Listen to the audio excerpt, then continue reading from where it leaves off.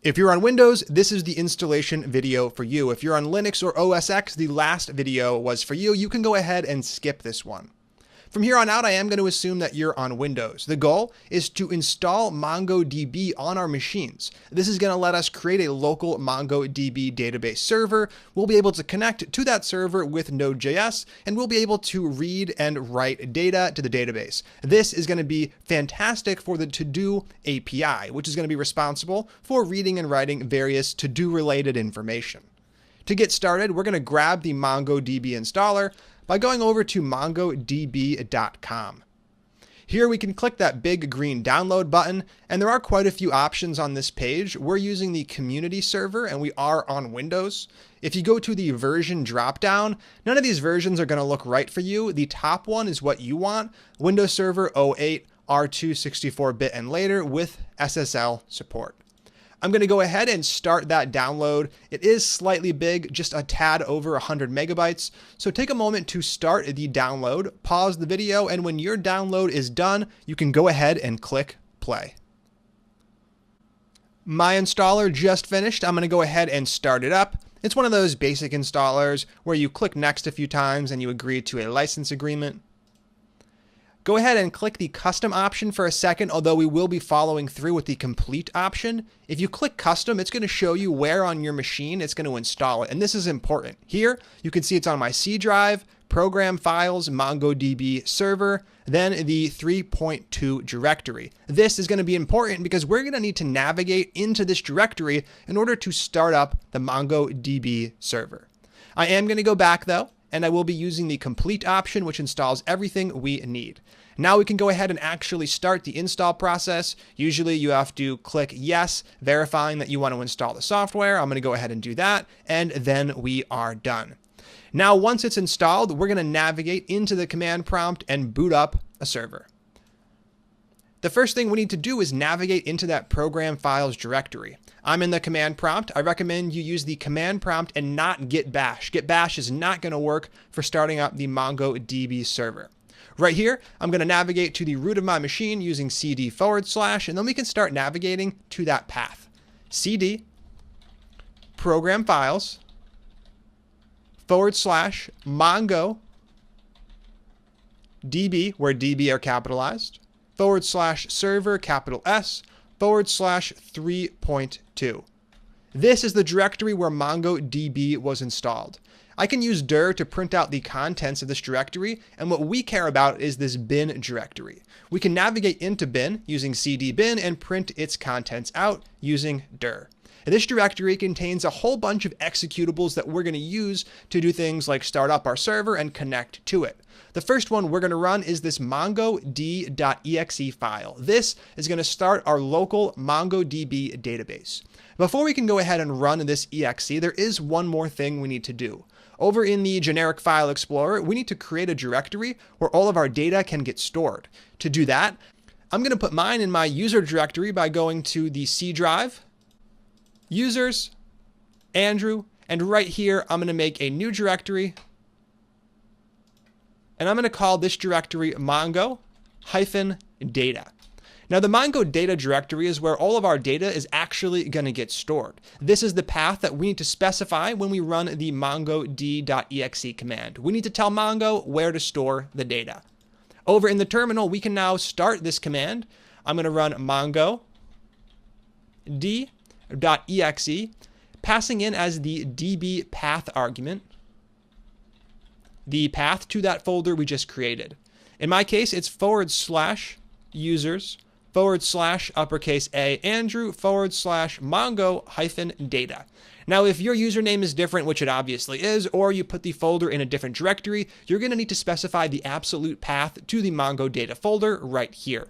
Once you have that, though, you can go ahead and start up the server by running the command. You're going to get a long list of output. The only thing you care about is that at the very bottom, you see waiting for connections on port 27017. If you see that, then you are good to go. And now that the server is up, let's connect to it and issue some commands to create and read some data. To do that, what we're going to do is open up a second command prompt and navigate into that same bin directory.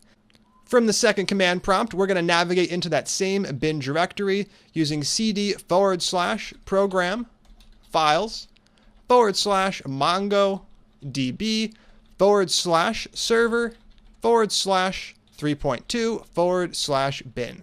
From here, we're going to run mongo.exe. Notice we're not running the MongoD command, we're running mongo.exe. This is going to connect to our local MongoDB database, and it's going to put us in sort of a command prompt view of our database. We'll be able to issue various Mongo commands to manipulate the data, kind of like we can run node from the terminal to run various JavaScript statements right inside of the console. When we run this, we're going to connect to the database over in the left tab. You can see that connection accepted shows up. We do have a new connection. In the right-hand side now, we can run some commands to create and read data. Now, I don't expect you to take away anything from these commands. We're not going to talk about the ins and outs of MongoDB just yet. All I want to do is make sure that when you run them, it works as expected. To get started, let's create a new to-do from the console. This is going to get done via db.todos. And on this to-dos collection, we're going to call the method insert.insert. And we're going to call insert with one argument, an object. And that object can have any properties we want to add to the record. For example, I want to go ahead and set a text property. This is the thing I actually need to do. Inside of quotes, I can go ahead and pick something. I'm going to go with create new node course. Now, when I run this command, it's going to actually make the insert into our database, and we should get a right result back with an n-inserted property set to 1. This means that one record was inserted. Now that we have one to-do in our database, we can go ahead and try to fetch it using db.todos once again. This time, instead of calling insert to add a record, we're going to call find with no arguments provided. This is going to return every single to-do inside of our database. When I run this command, what do we get? We get an object-looking thing where we have a text property set to create new node course. We also have an underscore ID property. Underscore ID is MongoDB's unique identifier. This is the property they use to give your document, in this case a to-do, a unique identifier. We'll be talking more about underscore ID and about all of the commands we just ran a little later. For now, we can go ahead and close this down using Control-C. We've successfully disconnected from Mongo, and now we can close the second command prompt window. Before we go, there is one more thing I want to do. We're going to be installing a program called Robomongo. Robomongo is a GUI for MongoDB. It's going to let you connect to your local database as well as real databases, which we'll be talking about later, and it'll let you view all the data, manipulate it, and do anything you could do inside of a database GUI. It's really useful. Sometimes you just need to dive into a database to see exactly what the data looks like. In order to get this started, what we're going to do is head over to a new tab and go to robomongo.org. Here we can grab the installer by going to download. We're going to download the latest version, and I'm on Windows. I want the installer, not the portable version, so I'll click that first link. This is going to start a really small download, just 17 megabytes, and we can click next a few times through this one to get Robomongo installed on our machines. My installer's all done. I'm going to go ahead and start the process, confirming installation and clicking next just a couple of times. There's no need to do anything custom inside of the settings. We're going to run the installer with all of the default settings applied. Now we can go ahead and actually run the program by finishing the installer. When you run Robomongo, you're going to get greeted with a connections screen. This screen lets you configure all of the connections for Robomongo. You might have a local connection for your local database. You might have a connection to a real URL where your actual production data is stored. We'll get into all of that later. For now, we're going to go ahead and click Create. And by default, your address of localhost and port of 27017 do not need to be changed. All I'm going to do is change the name so it's a little easier to identify. I'll go with local Mongo database. Perfect. Now that we have this in place, we can save our new connection and actually connect to the database by simply double-clicking it. When we do that, we get a little tree view of our database. We have this test database. This is the one that's created by default. We can go ahead and expand it.